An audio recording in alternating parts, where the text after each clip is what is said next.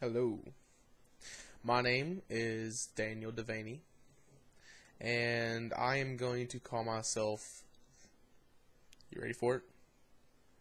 The Reviewer. Maybe. I don't know if it's copyrighted or not. God forbid I use it and someone somewhere just completely sues me. I'm broke, I'm on the street. Not good. So, I am going to be reviewing things, obviously, the reviewer. What things, what items am I going to be reviewing? I don't know. I'll figure it out on the way. But if there's anything out there that I feel is worthy of a good review or bad, I'm going to review it. So today I'm going to review Rome Total War. Strategic RTS game for the computer. This game costs $20. It came with the expansion too, and it is well worth the money that I spent. So this game is set up very nicely, I might add, very nicely, and it has two stages. It has the strategic expansion stage, and then it actually has the battle stage. The strategic expansion, stage is a lot like very similar to Risk. You own territories, you own cities, and you have to make your cities grow. You have to make your population happy. You have to, deal with taxes. You have to deal with sicknesses. You have to deal with modern expansions. Like recently, I had a expansion, the Screw, which helped bring together my aqueduct, which is in my capital city. So the point of this part of the game is to expand, to basically control all of Europe and some of Africa. So you have your frozen wastes, which would be where Russia is. Very foresty in some parts and very snowy on others. And then down here at the bottom you have the deserts, Egypt, northern part of Africa, of course. And your basic job is to create armies basically just create the armies, create the cities, take over other cities, and take over the lands. On the way, you can send out diplomats to enemy or allied cities to strike I guess it'd be bargains. For example, if you are in a major war with a major city, and you feel that your two cities can be put to better use as one entity, you can actually send a diplomat to initiate a ceasefire, and then you can initiate the same diplomat to issue a alliance and trade rights, which means you have a new ally and you have more money. So of course, there are hostile takeovers, there are betrayals. I've been betrayed by the Gauls, and slowly I am eradicating them. Don't mess with me. You don't betray me like that. It's just wrong at so many levels. Bros don't do that to each other. The Gauls were my bros, and bad for them. And then the other part of the game, other than the expansive part, would be the battle system. When you march your armies across the expansion part of the game, you will encounter enemy cities and enemy armies. And when you initiate a battle with them, it will send you into an RTS map where you control every aspect of your army, including formation, how fast they run, when they attack, where they start out at.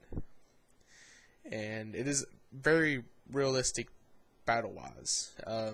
Spearmen take down horses. Arrows take down anybody unshielded. Swords without shields are, I'm not going to say they're doomed against people who have swords and shields, but they're at a big disadvantage. So the battle system is very unique. I like it. What's really cool about this game, I feel, is you can choose what kind of game you want to play. Now, if you're not a big fan of the RTS games, and you're a big strategically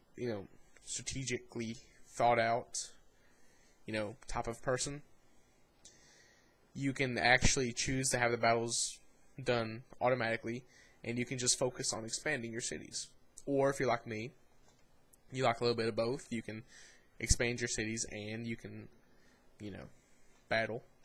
Or if you don't like, strategically expanding, but you just love killing stuff, you can just battle. You can have your cities set to auto-manage, and they will build the buildings. Which I found a disadvantage to this is you can't control what units you want built. You have to go in, unclick, auto-manage, go right back into the build, and then build your men. If you forget that you can't build them, and you go there looking for them, and they're not there, and you need them, you're in trouble. So this game is overall a very good game. For $20, it is well worth the money that I spent on it. The music is very good. This is the battle music going on. There's also a very soothing choir type song that comes on occasionally. It's very good. I'm a big sucker for classical type music while I'm playing games. That and techno. So it really suits me. So this game is a strategy RTS game, which, depending on how you play it, can be either or. Very good quality. The graphics, they're not the best, but they're very good. And I guess I would have to give this game a 4 out of 5 stars.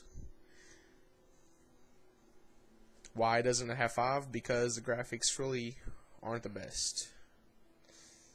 And that's about it. A game has to have good graphics for it to get 5 stars, at least. So, actually, I'll probably give this a 4.5.